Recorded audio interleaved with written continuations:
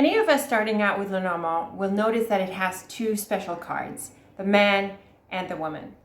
These two cards have little meaning on their own. So what exactly are they used for? Let's look at these two cards more closely in this video.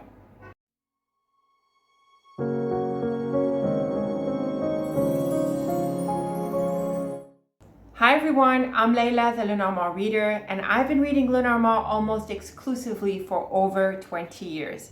If you want to master Lenormand, you have come to the right place. Please subscribe and hit the bell button so you get notified of all the videos that I post. I post forecasts and tutorials every week. The man and the woman are two cards that stand out from all other cards in the Lenormand deck. It's very obvious what they refer to. The man refers to a man and the woman refers to a woman. But then, so what? Why do we need two neutral cards that represent people when so many divination methods easily do without having such cards or their equivalent? Let's dive deeply into these two cards, which are pretty unique to the Lenormand deck. The man card simply refers to a man, and the woman card simply represents a woman. The important thing to note here is that they represent real people. Notice that the man is the Ace of Hearts and the woman is the Ace of Spades. The fact that they are represented by aces can mean that they are pretty important cards.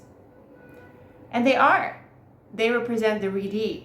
Very simply, if the readee is a man, the man card represents him. And if the readee is a woman, the woman card represents her. I often get questions about the gender thing with Lenormand's man and woman, and I will discuss this in depth a little later on in the video. And I recently discussed it in a Q&A with my students. So hang in there, we'll get to this point. Now you might be wondering if either card always has to represent the readee. And the answer is it depends on what reading you're doing, which brings us to the next point.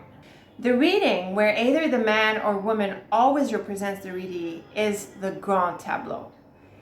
If you're not familiar with the Grand Tableau, it is the classic Lenormand master spread where all 36 cards are used and are laid out in a grid of cards. It's an amazing spread that offers tons of insights by connecting the cards in all sorts of different ways. It's the layout we all aspire to as Lenormand readers.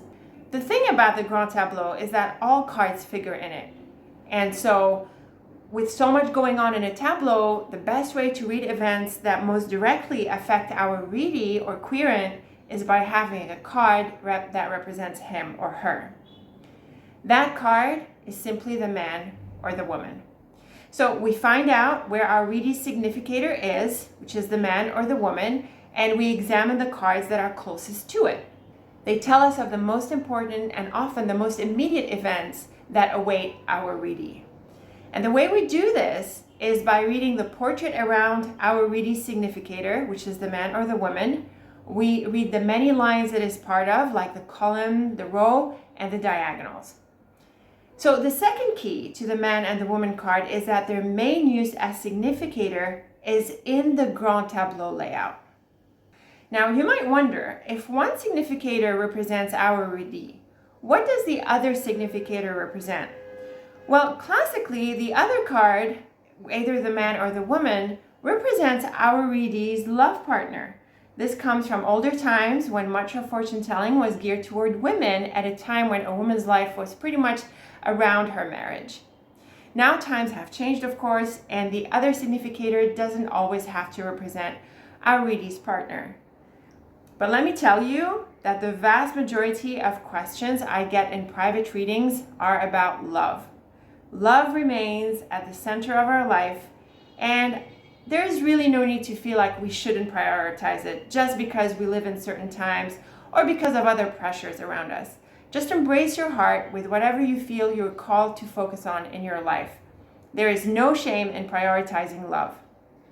Now, even though the other significator card can refer to our love partner or the love that our readee aspires to, it can represent different people in different lines.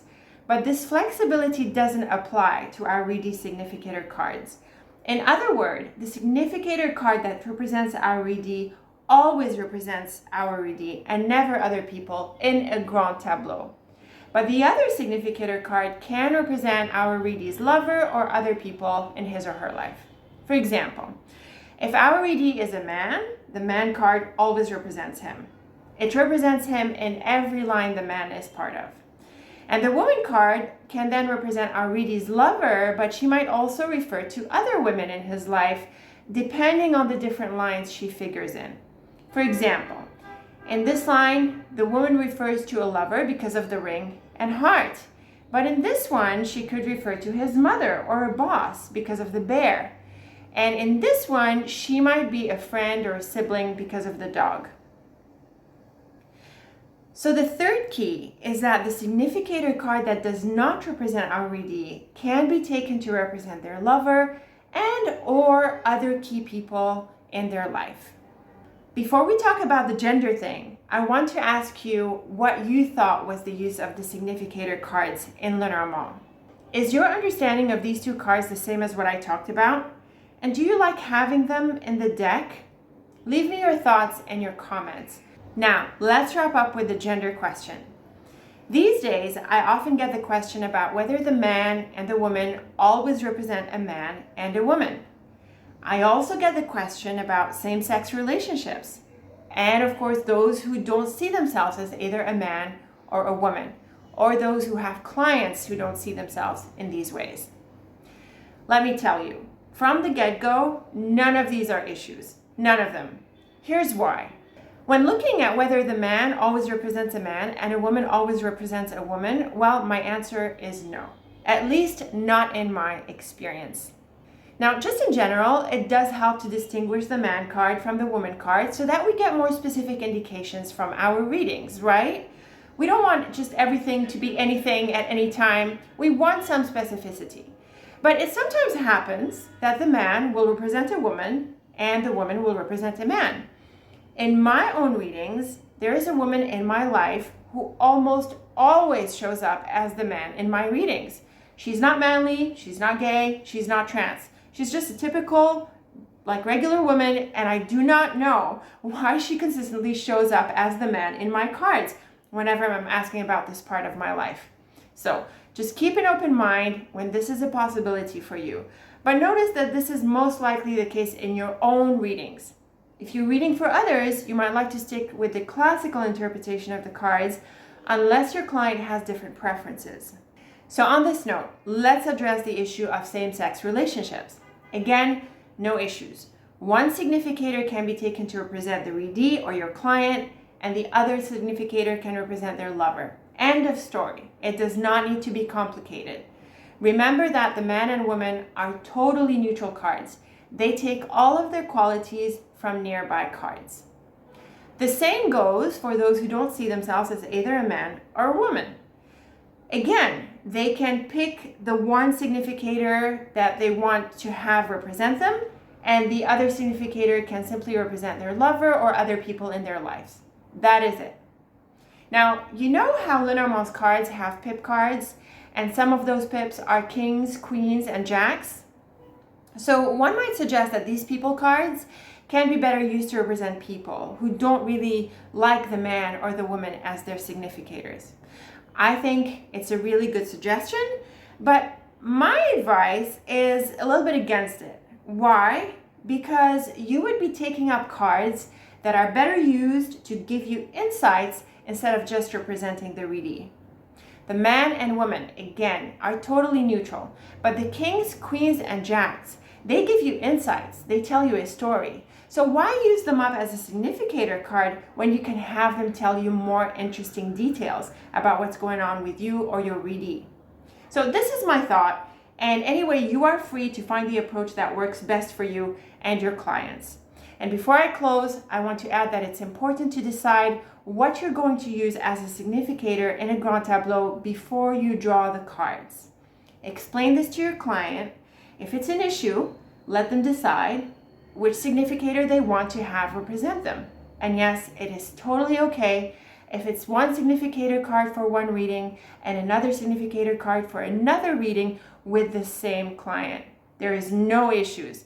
Just decide on the card before you shuffle and draw, and decide on your approach beforehand. So this has been a good discussion about significators. I sure hope you've enjoyed it and it gave you an appreciation for the importance of these cards in Lenormand specifically and in the Grand Tableau more specifically. You might not be doing tableaus yet, but the man and woman will pop up in similar readings or smaller readings as well, so you can still refer to the tips in this video. And don't forget to let me know how you're coming along with your practice. Leave me your thoughts and comments, and also if you find that these issues are a bit more sensitive, I'm really happy to go over these ideas. Leave me your question and we might pick them up again in the next Q&A video. If you'd like to get started with Lenormand, then download my free Lenormand starter guide through the link in the description box. And also have a look at my pro guides and in-depth learning resources. I offer one of the few comprehensive master programs for Lenormand, so be sure to check it out. If you like this video, then hit the like button and be sure to subscribe and share it with your Lenormand friends. Thank you so much for watching, and I'll see you in the next video.